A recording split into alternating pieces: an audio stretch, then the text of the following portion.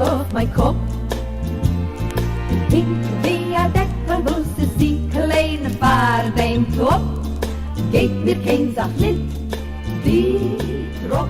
Hey everyone, welcome to Kill Me Now with Judy Gold. I'm your host, Judy Gold, and this week we have part one of my interview with Jenny Zigrino, who is, she's a Gen Z person, and really interesting and fun and smart, and that's right. So you're going to love it. You're going to love part one. You're going to love part two. And I love you for listening. I also want to say that this week is my final week until October that I'll be performing in Provincetown. So I have a show Tuesday tonight, August 29th. So sad. At 8:30, Thursday at 7 p.m. And then Sunday the 3rd at 8:30 p.m. So if you're on the Cape and you're just coming for the Labor Day weekend, I'm here. I'm queer. Get used to it. Then I am in Arlington, Virginia at the Arlington Draft House on September 22nd and 23rd. Okay? So get your tickets for that. Go to my website, judygold.com. Follow me on Insta. And thank you all for your lovely comments about my profile in the New York Times. And I'm just going to be talking about that constantly, that I was profiled in the New York Times. Okay? What else did I have to tell you? Oh, I just want to talk about Trump. No, I don't really want to talk about him. Fuck him.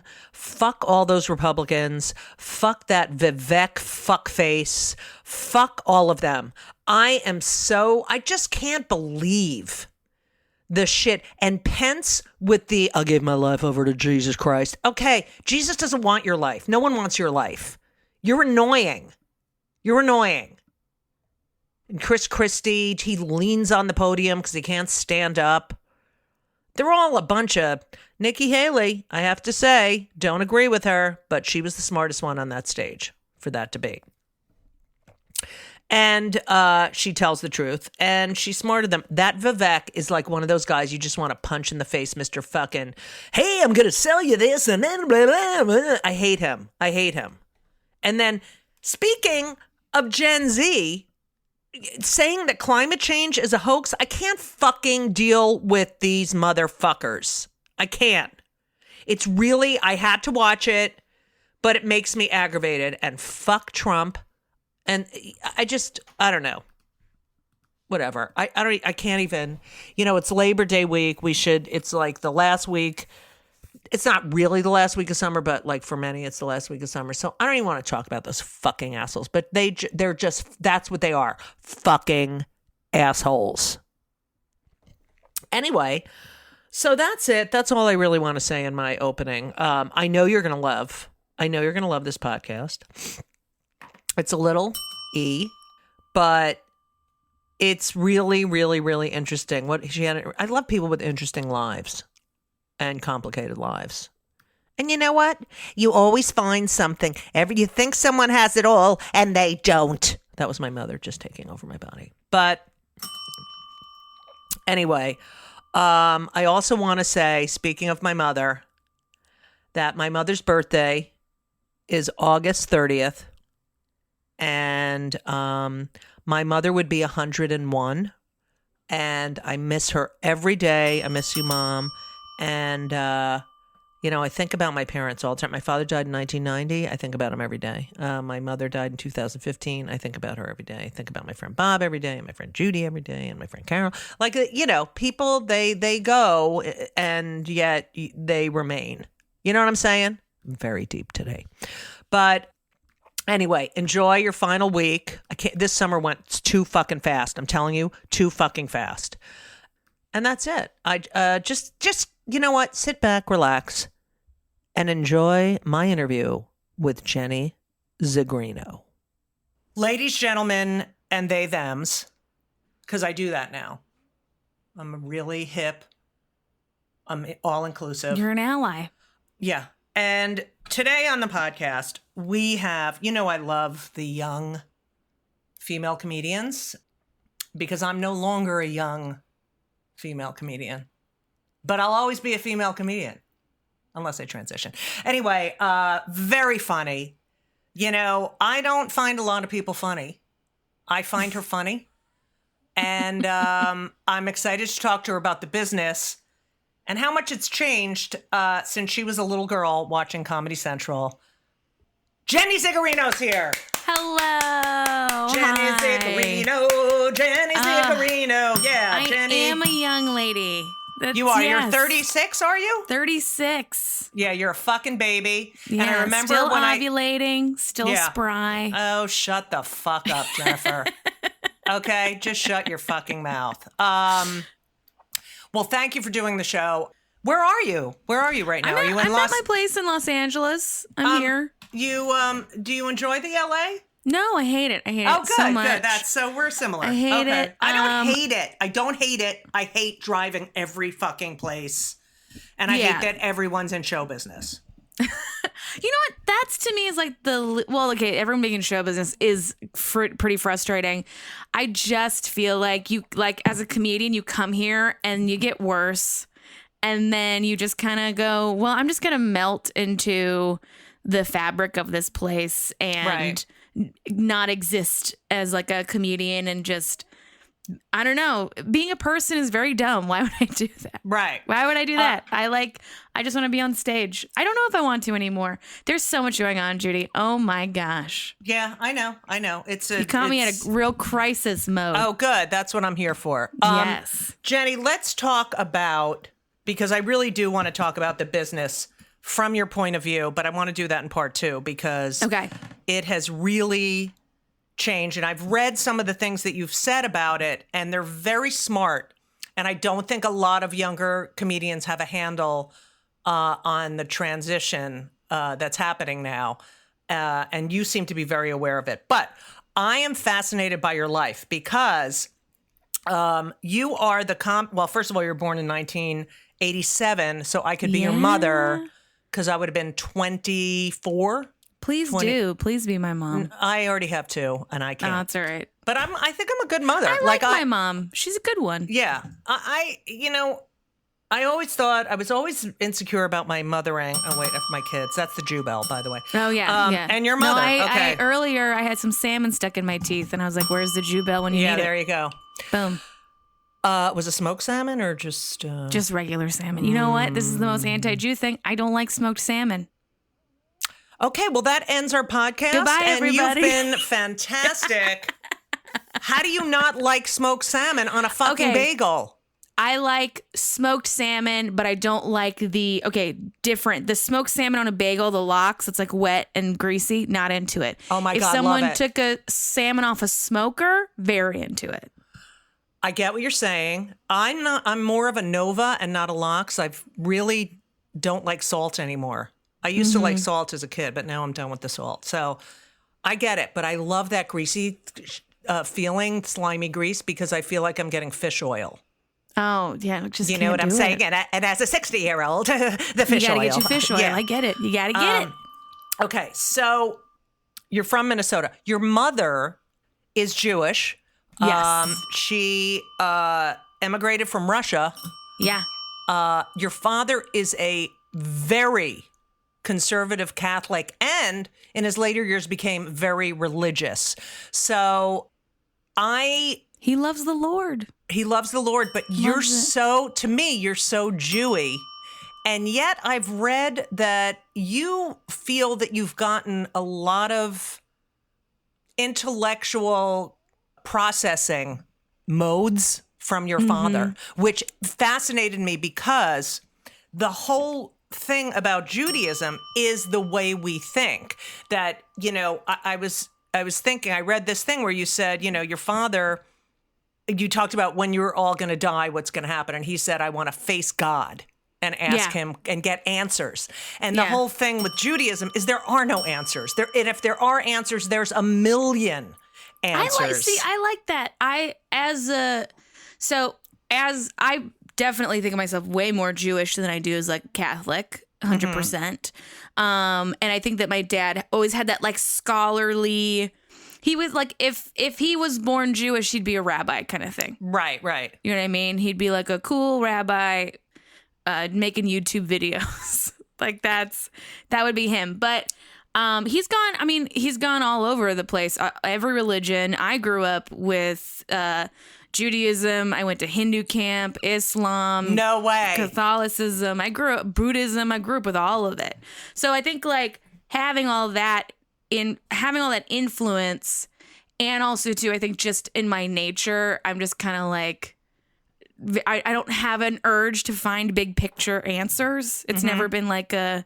But that's what I feel like your father wants. He wants big picture answers. I'm like, my whole thing of like, why are we here? I'm like, right. I don't know, and why do I care? Yeah. Right. I'm here, and that's pretty dope. So let's work from there. Yeah, I like that. And that's the way comedians think. Yeah. You know what I mean? We don't have the answer, but we have a way of communicating that there is no answer. And if there is an answer, maybe try it here. Okay. Yeah. So your father and mother, your mother came over from Russia, and most of her family went to Israel. And she decided, no, I'm going to go to the United States. And you think she regrets that? I think she missed her family for sure. I think she missed her family, but my mom's always been like super independent, Sagittarius, just very fiery lady, doing her shit, trust no one. Wait, like, what is Sagittarius? What month? Sagittarius is a fire sign. That's December. December, like 23rd like that's on? Gonna be November late 23rd November to late yeah. December. Yeah. So Jesus is a Capricorn, just so everyone knows. Just like okay, me. yeah. Jesus is a Capricorn. So that means Elisa, my lover, is a Capricorn because she's December 31st. You're also a Capricorn, right? Yeah, January 8th, baby. Yeah. Yeah. What are they like? Because we're earth signs. We're very down to earth. We're very much obsessed with like, yeah, but also your rising and moon have to have a thing. But I'm also very earth in that. So it's like, we like organization. We like business. We like, goal. Like we're very much like long-term goal people versus like short-term.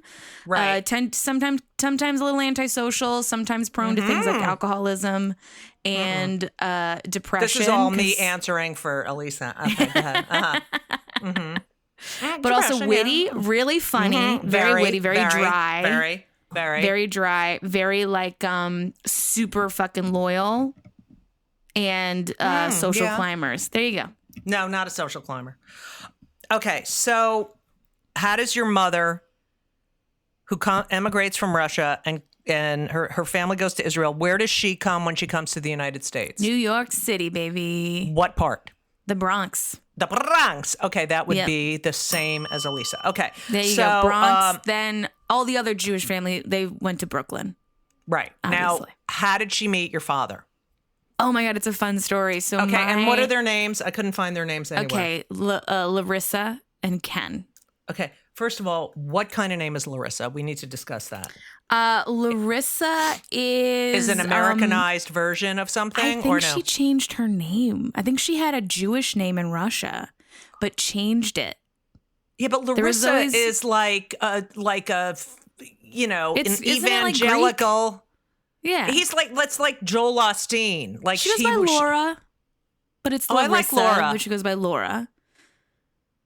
Okay, I don't get that. But she changed. My mom has a lot of secrets. She's a very secretive lady. Jews have a lot of secrets. Okay, so she, I think, in Russia had changed her name and was also super rebellious in Russia. She like burned her communist card and stuff. So they met.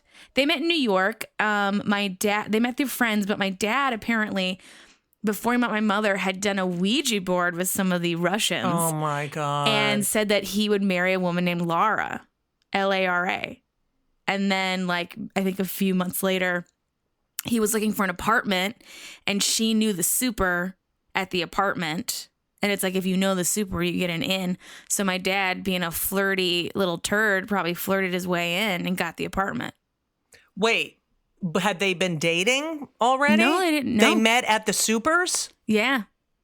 So she's visiting the super because they're friends. So it was like through a friend was like, go meet Laura. She knows the super. But before that had done a Ouija board that said he would marry a woman named Laura. Okay, the fucking Ouija board. I did that when I was 11, by the way. I did the Ouija board when I was a little kid, and you unlocked the spirits, didn't you? it was just so fucking fake. But we used to get so like, ah! I mean, it was so stupid. It's like, oh my God, it's moving. It's moving. Ah! And I didn't even do anything. Did you guys do the mirror stuff like the Bloody Mary? I couldn't, when I was a kid, couldn't look in a mirror. What's the Bloody Mary? The Bloody Mary is like, as a kid, we did it at sleepovers all the time, is you would say Bloody Mary into the mirror 3 times. And then she was supposed to come out and like eat you or something. And who was it? Mary, Jesus's mother, or just a random Mary? No, I think initially, if you want to go to the lore of it, it's actually Mary Queen of Scots. Oh, Bloody okay. Mary. Wow, Bloody Mary. Who killed all those Catholics. Yeah. No, killed Protestants. Right. I don't know. Who gives a shit? They're British.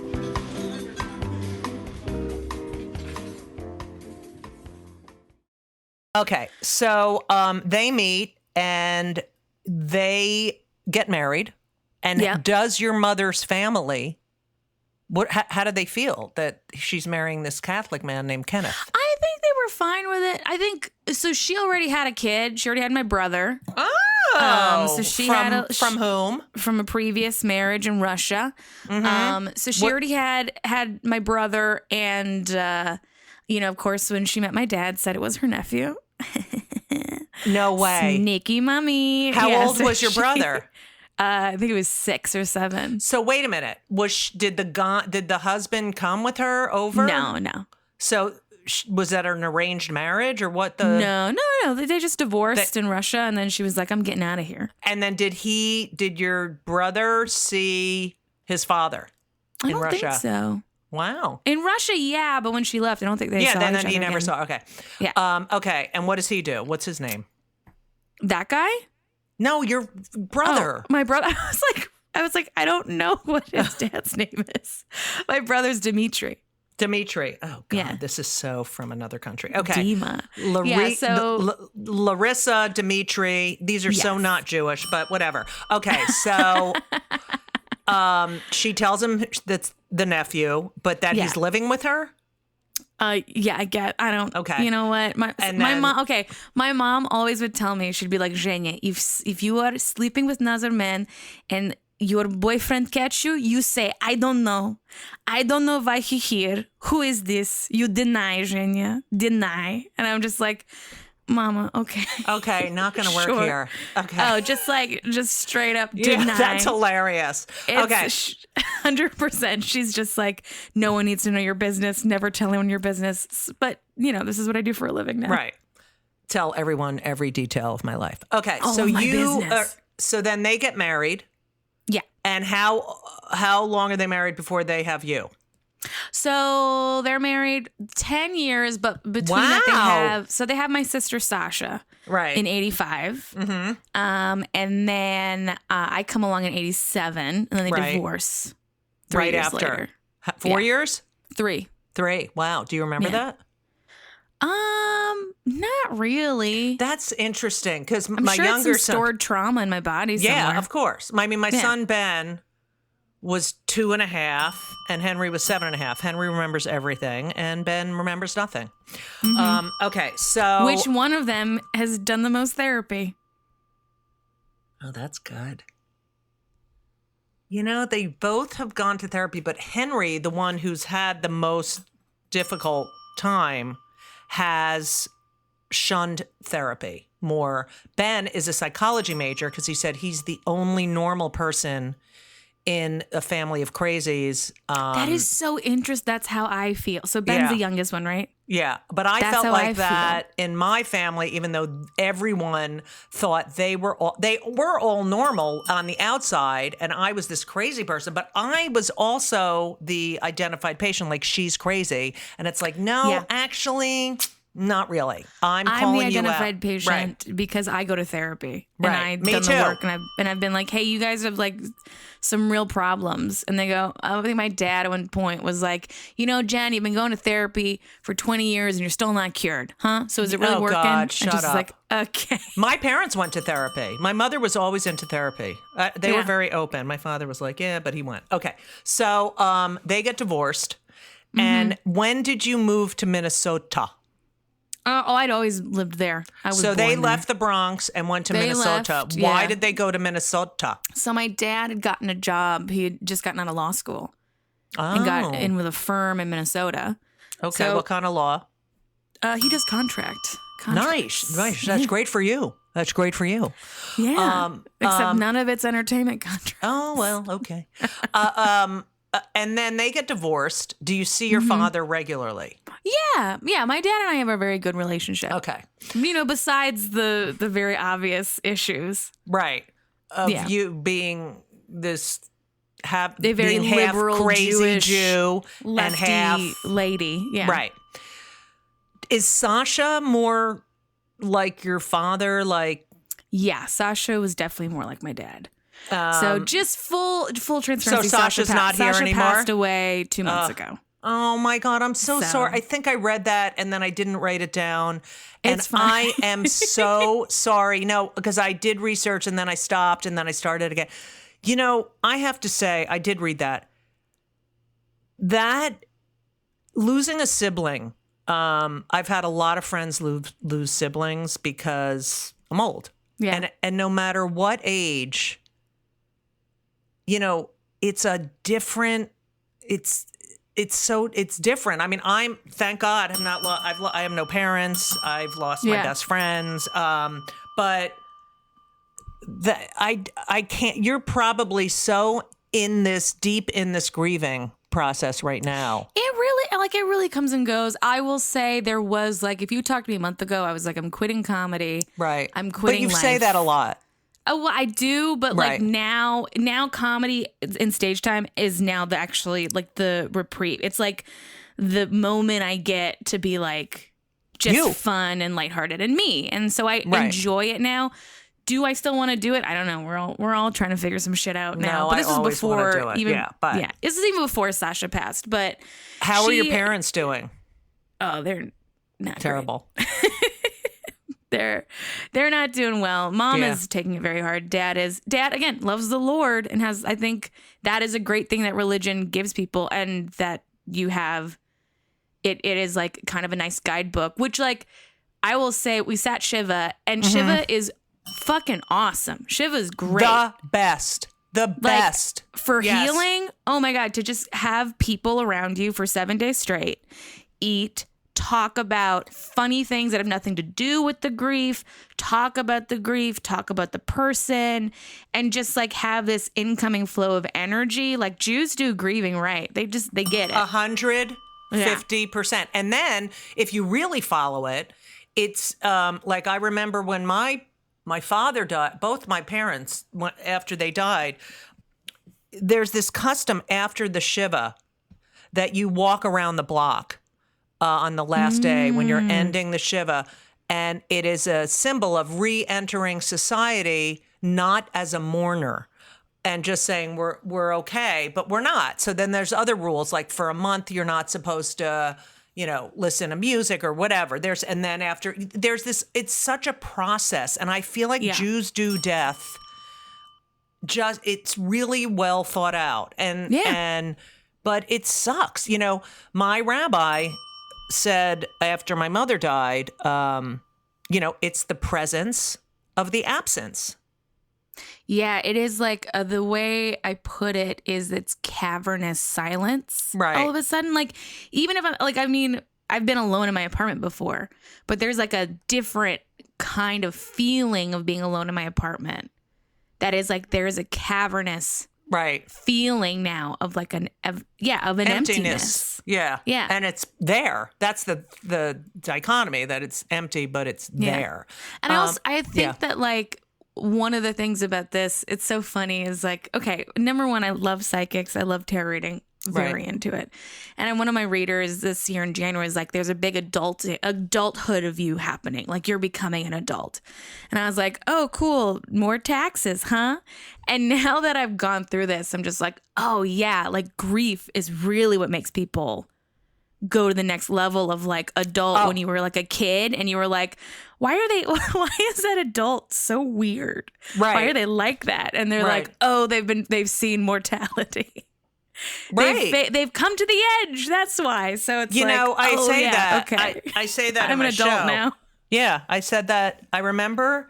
It's so interesting that you said that because I always say, life is a series of befores and afters. So you're, like. That was me before my father died. That was me after this one died. That one died, And I remember my father died when I was 27. And I called my mother. I was at I was at a gig in Boston. And it was just a month or two later.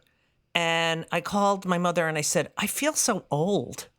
And she said, well, you lost a parent. And she said, how do you think I feel? I'm an orphan. And at that point, she was like 68, 8 years older than me. And I thought, but you're 68. I'm 27, And she said that. And I thought, okay, well, that's a little over the top. But then my mother was not well. And I was talking to Joan Rivers and, she said to me, it doesn't matter how old you are, but it doesn't matter how old you are when your mother dies or your father dies. It's still, it's this, even if you're expecting it, if you're not expecting it, it doesn't matter. And I always remember my mother, and I never thought of my mother as someone, they become people after the spouse dies that you don't want to know. Like, don't tell me that was something you were supposed to say to daddy, or you know what I mean? Yeah, but and for you to have to see your parents like this, it must be just devastating. I mean, it's definitely like it's like, oh yeah, okay, they're people, and I have to, there was definitely like I was doing the service, I was like getting services ready, I was doing all the kind of stuff that if my parents had passed, me and my sister would be doing. So it was like kind of this weird reversal, and it was. And what a connection! It was like it's sad. There's nothing really else to say. But it's all sad. But they're all you. sad. But also, she's with you. It's just 100%. I get signs from her all the time. Yeah, I get like really weird ones, or like. We were in the car playing music, and like with Spotify, it'll play like a radio thing. And we were all in the car. It was me. I have a little sister who's 15. I know. I wanted to talk about her. I know. We're going to talk about her. I love her so much. So like we were all in the car, her, my niece, and like we're doing DJ. We're just like, what song's next? Who has the next song? Who has the next song?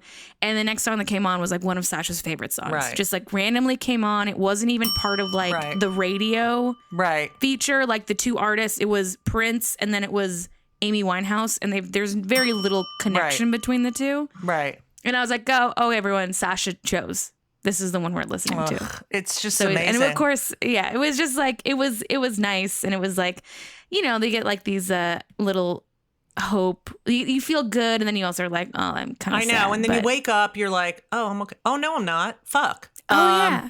Yeah, that's I know. And people won't talk about grieving. And it is so important to talk about. Sorry, go ahead. No. I feel like since this happened, it's like, I'm very much to like I think this to me is very much Judaism of like stuff happens for a reason. You get guided in different places. You never know where you're going to go. And I feel like I'm not there yet. I know I'm not there yet. But this is definitely, and I felt it like when she died was like, oh, this is your job now is to like tell this. Right. And you'll know. You have to wait. I think, you have to process it. I've tried telling jokes. It's been so bad.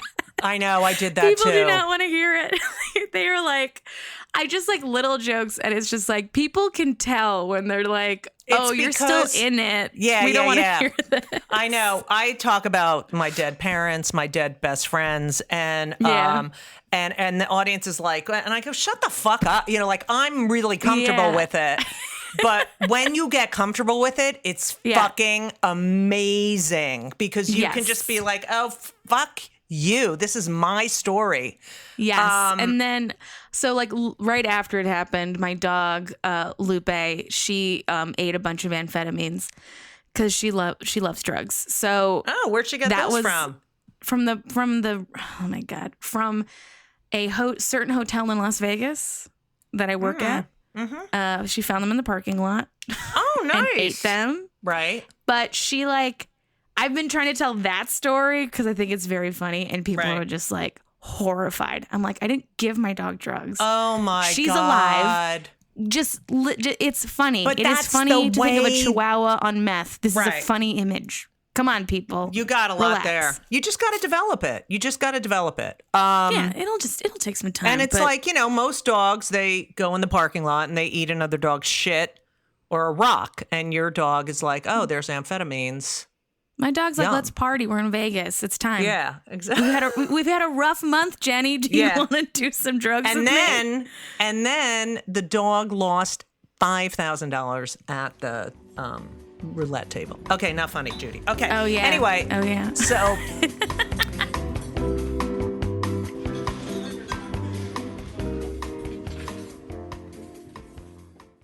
So you have a younger sister who's now 15, who you've been talking about for a long time.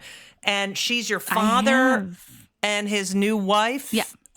But you talk about, which I love, that she has older parents. I had older parents. My parents were 41 and 48 when I was born. And So about I get it. Same. Yeah. But your sister's 15. She's now your father's second marriage. Is that right? Was your mother his first wife? Third marriage.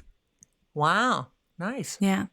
And you are very close with her. And you, I love this about you. You're obsessed with badass women, strong women. Do you consider yourself a feminist? 100%. Okay. 100%. And you love history, which I fucking love too. But I was like, is she going to say I fucking hate history? No, I love history, but I love that you're so focused on, first of all, you love the 1880s.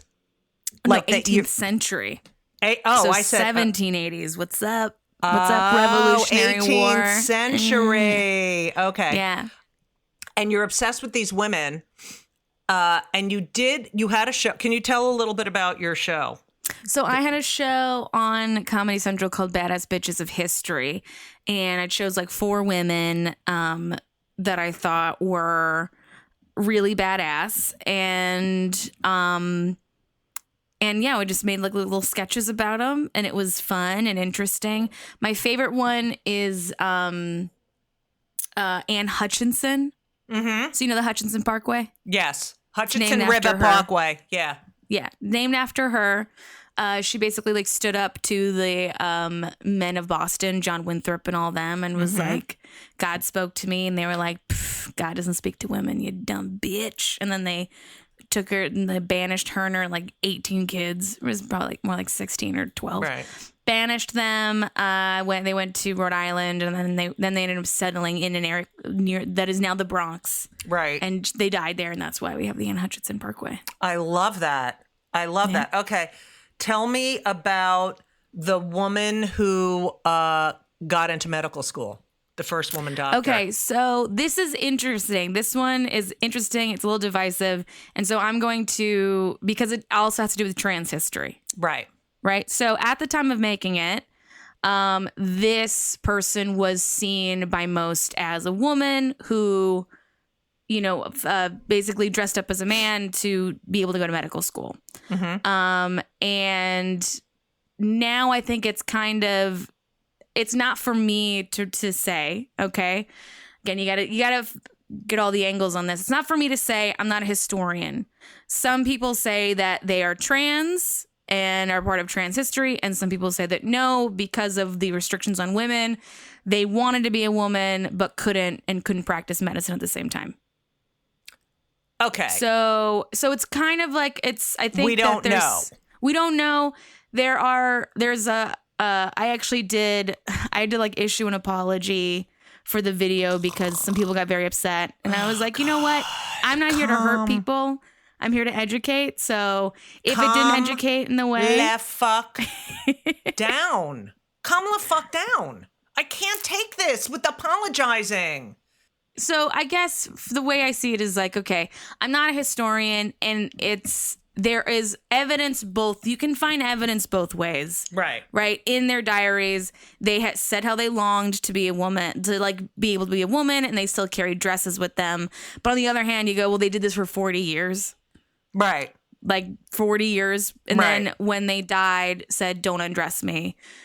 They got undressed. Then they died. They were undressed, and it was seen. Oh no! Like there's evidence they got pregnant at one point. Like we don't know because we didn't have the language. But as long as there's people out there that can take time out of their day to force an apology from someone who is just trying to entertain and educate, that's all that matters in life. Is that they can fucking attack you. You know what I'm saying? Yeah. I mean, I think it was for them, and I understand when your entire, like, and this was back in, like, 2016. So this was, like, or even before that. But, like, so, like, before, or 2018, I forget when it was. But, like, before all this stuff, when your, like, entire identity and who you are is, like, under attack and you're being erased from history, I get it, 100% I understand that, but you're not the... I'm also not the one. Like I actually wrote it. I had my friend help me write it, who was a trans person, to try to make it as accurate and as like as kind as possible. Yeah. And it's just that as more history comes out, it's gonna change, and it could change either way. I don't know. Right. I guess I'm being very much in the middle because you can't. That's all you can do. You can't have a fucking and that's okay. It's not. I've not experienced that life and what it feels like to have, and especially now with. It's very mature of you. Thank you, but especially now, like with the attacks. All the attacks and everything. I totally get it, and I'm just like, yeah, you know what? If it's not adding to the conversation and it's making things worse for people's lives, then all due respect, take it down. Right. One time though, I did attack moms on TikTok, and I said that, they look like they've been dipped in vinegar for 10 years, and 300,000 moms came after me.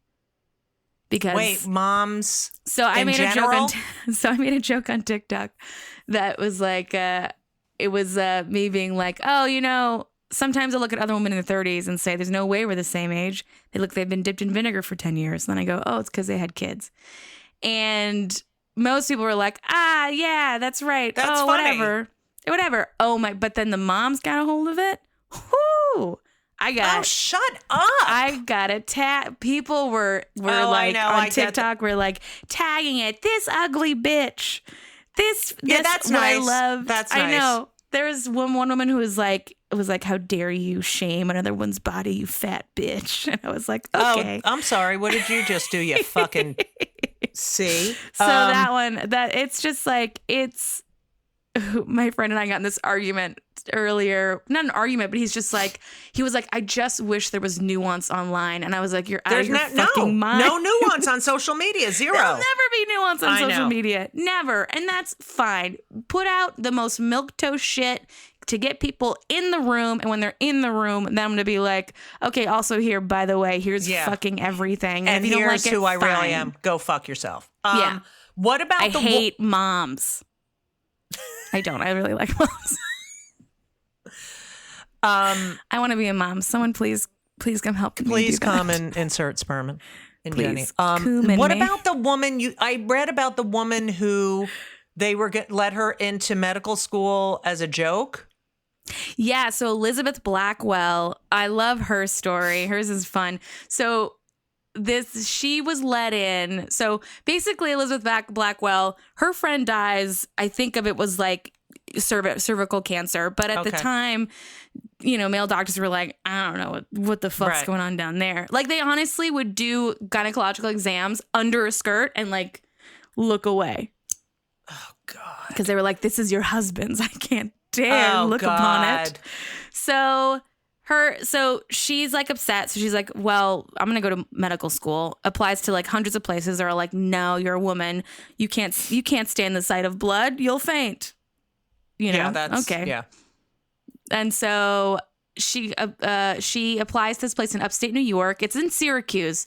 And all the headmasters or the principal, whatever the fuck they are, were like, to all the guys, we're like, okay, this lady wants to come to school. We'll let her in if you all unanimously agree that she can come here. And then all the dudes were like, oh my God, let's fucking prank the shit out of this bitch and say yes. And so they did. And she's like, okay, I'm coming to school now. And because they thought she would be like, no way. Like, oh, I couldn't and possibly. She graduated.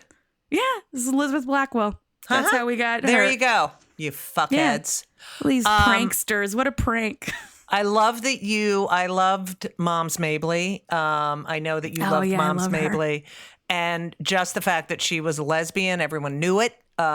She dressed trans, and her character was this, old sort of washwoman that she played. And yet she played it so well. She was so funny. She was I don't know if you know this, she was very good friends with the Kennedys.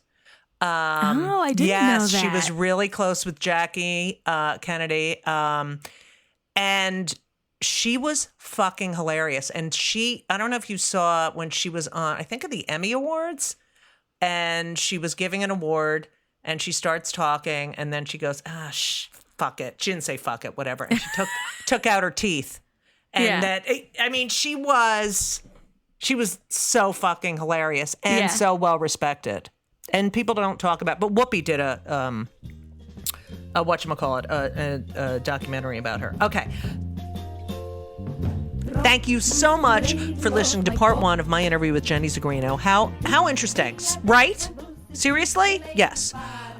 This podcast, Kill Me Now, is produced by Laura Vogel, edited by Colin Schmaling, and marketed, posted, all that wonderful stuff by Brittany Jo Sowards Richmond. Again, I mentioned in the beginning, I am at the Post Office Cafe and Cabaret tonight at 8:30, Thursday, the 31st at 7 p.m. and on Labor Day, September 3rd at 8:30 p.m. And then I am going to go home for the Rosh Hashanah, and I'm going to go on September 22nd and 23rd. I will be going to the Arlington Draft House in Arlington, Virginia, vagina. So that's it. That's it for us. Also, happy birthday, 101st birthday. I don't say heavenly birthday because I don't believe in heaven. Jews do not believe in heaven. So, I mean, maybe some do. I don't. But I just want to wish her a happy 101st. Boy, would she be miserable if she lived to 101. Oh, I can't even think about it. Yeah, that's it. I don't even know what else to tell you. I love you all. Thanks to everyone who came to my show this summer. Thanks to everyone who comes to the show and tells me they love the podcast. I love all of you. Thank you to those who are listening to the end. You're true fans, because I can't even deal with myself. I'm so annoyed with myself. And that's it. Thank you all. Have a great week. Enjoy your families. Enjoy your friends. And as we always say, so long.